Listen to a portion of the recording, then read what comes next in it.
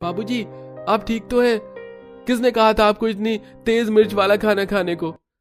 कुमकुम जैसे ही सब्जी चखती है तो रोते हुए कहती है, बाबूजी, ये सब्जी तो मिर्च के मारे जहर है, आपने क्यों खाया?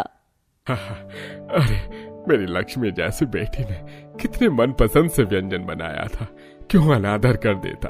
कोई नहीं, इंसान गलतियों से सीखता है, आगे से ध्यान रखना।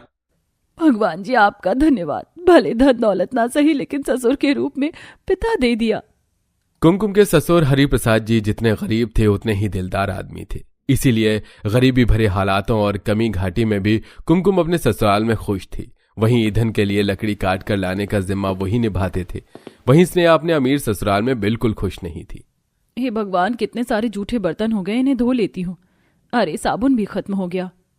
डरते डरते स्नेहा अपने ससुर के पास आकर साबुन मंगवाने को कहती है। पापा जी, बर्तन धोने का साबुन खत्म हो गया है, मंगवा दीजिए। ये सुनते ही स्नेहा का कंजूस मक्खी चूस ससुर दाना पानी लेकर उस बेचारी पर चढ़ जाता है। वाह बहू रानी वाह, चीजों की बर्बादी तो कोई तुमसे करना सीखे। अरे अभी कुछ दिन पहले ही तो बर्तन धोने का साबुन मंगवाया था, इतनी जल्दी खर्च हो गया या पानी में गला दिया? पापा जी, पूरे 15 दिन के बाद साबुन खत्म हुआ है, 3 टाइप के बर्तन भी तो धुलते हैं। पल्ले नहीं दाने, अम्मा चली पकाने। अब तुम ससुर से जुबान लड़ाओगे? हैं? तुम्हारे माँ बाप ने यही सिखाया है? ये मुंहजोरी मुझको मंजूर नहीं है। जाओ चूल्हे की राख से बर्तन मांजो आज। वैसे भी पहले के जमाने में साबुन थोड़े होते थे, राख से बर्तन हीरे की तरह चमक जाएंगे। अब जाओ यहाँ से। स्नेहा अपने टूटे हुए मन को समेट कर राख से बर्तन धोने लगती है। तभी एक पतीले की तेज धार से उस बेचारी का हाथ कट जाता है।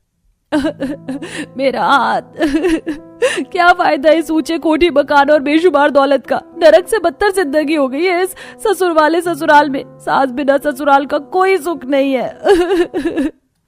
स्नेहा फूट फूट कर रोते हुए अपनी माँ को फोन लगाती है। प्रणाम माँ।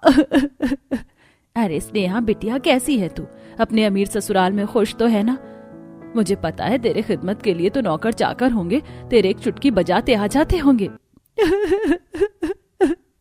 क्या बात है स्नेहा, तू रो क्यों रही है बिटिया? तू खुश तो है ना? हाँ माँ, मैं बहुत खुश हूँ। मेरे ससुराल में यहाँ सब लोग अच्छे।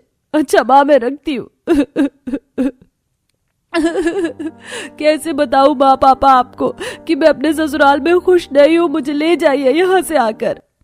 स्नेहा के लिए उसकी संपत्ति वाला ससुराल कैद खाना बन जाता है, जहां वो घुटती रहती है लेकिन कभी उफ तक नहीं करती।